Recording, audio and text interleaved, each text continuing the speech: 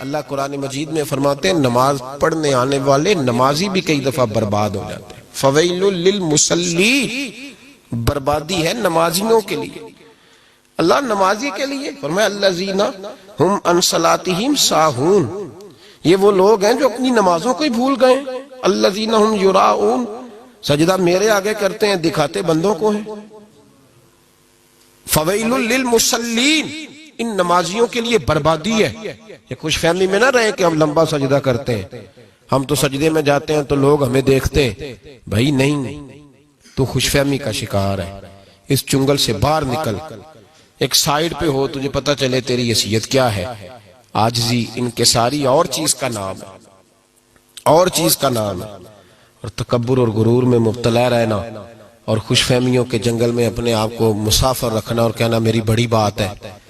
نبی پاک صلی اللہ علیہ وسلم سے جو کچھ روایات مروی ہیں اس میں ایک روایت ایسی بھی ملتی ہے کہ قیامت کے دن ایک شخص کو کھڑا کیا جائے گا جس نے 500 سال جنگل میں بیٹھ کے اللہ کی عبادت کی. 5 سال نہیں کہے میں نے، 500 سال.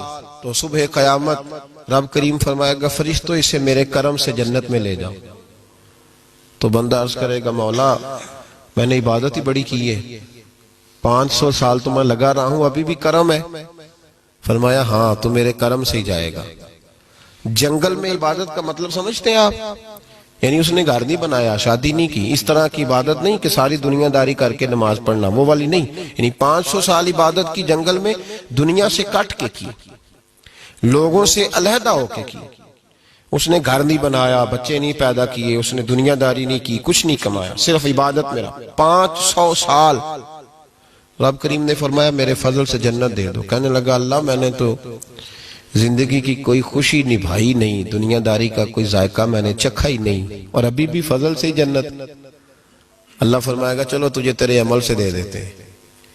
فرمایا اس کی 500 سال کی عبادت رکھو ترازو کے ایک پلڑے میں، اور میں نے اسے جو 2 آنکھوں کی نعمت دی ہے اس میں سے 1 آنکھ کی نعمت رکھو ترازو کے دوسرے پلڑے میں. اب تولو کہ میری ایک نعمت کا بھی شکر ادا کیا کہ نہیں کیا. اب جب وہ 2 نعمتیں تلنے لگیں تو 500 سال کی عبادت ایک طرف رہ گئی. 2 آنکھوں نہیں، 1 آنکھ کی نعمت کا اجر ایک طرف رہ گیا. تو رب کریم نے فرمایا 500 سال میں تو میری ایک نعمت کا شکر ادا نہیں کر سکا. تو عبادت تو آگے کی بات تھی، پکڑو اب اس کو اور میرے عدل سے جہنم میں داخل کر دو.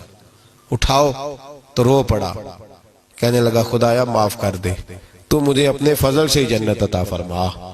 اسی لیے تو میاں صاحب نے کہا تھا عدل کریں تے تھر تھر کمبن، معمولی والا راشا نہیں، تھر تھر کمبن اٹھیاں شانہ. بہت سارے میری طرح کے جبہ و دستار میں لوگ ہیں، ڈر آتا ہے کہ پتہ نہیں صبح قیامت پردے کھلیں گے تو بیچ میں سے کیا نکلے گا. عدل کریں تے تھر تھر کمبن اچیاں شانہ والے، تجھے فضل کریں تے بخش جاون میرے جے منہ کالے. بھائی خوش فہمی کے چنگل سے باہر آئیں، باہر آئیں. جو لوگ ڈیوٹیاں کرنے والے تھے وہ ڈیوٹیاں کرتے رہے، انہوں نے خوش فہمیاں نہیں دکھائیں کہ بڑا بڑی بات ہے جی، کیا بات ہے، کس طرح کا رویہ، کس طرح کی انداز ہے. وہ لوگ اپنی حیثیت میں رہے اور حقیقت کی طرف انہوں نے دیکھا کہ میں جو ہوں مجھے اس کا پتہ ہے، مجھے اس کی خبر ہے.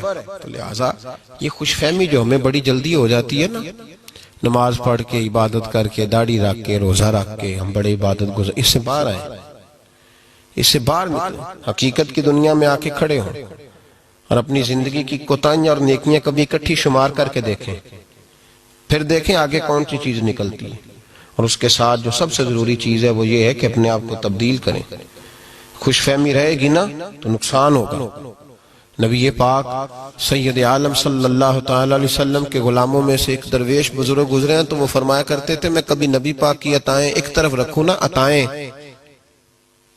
تو میرا دل کرتا ہے میں ساری عمر بھی درود و سلام پڑھوں تو مصطفیٰ کی ایک عطا کا بدلہ نہیں ہو سکتا. ساری عمر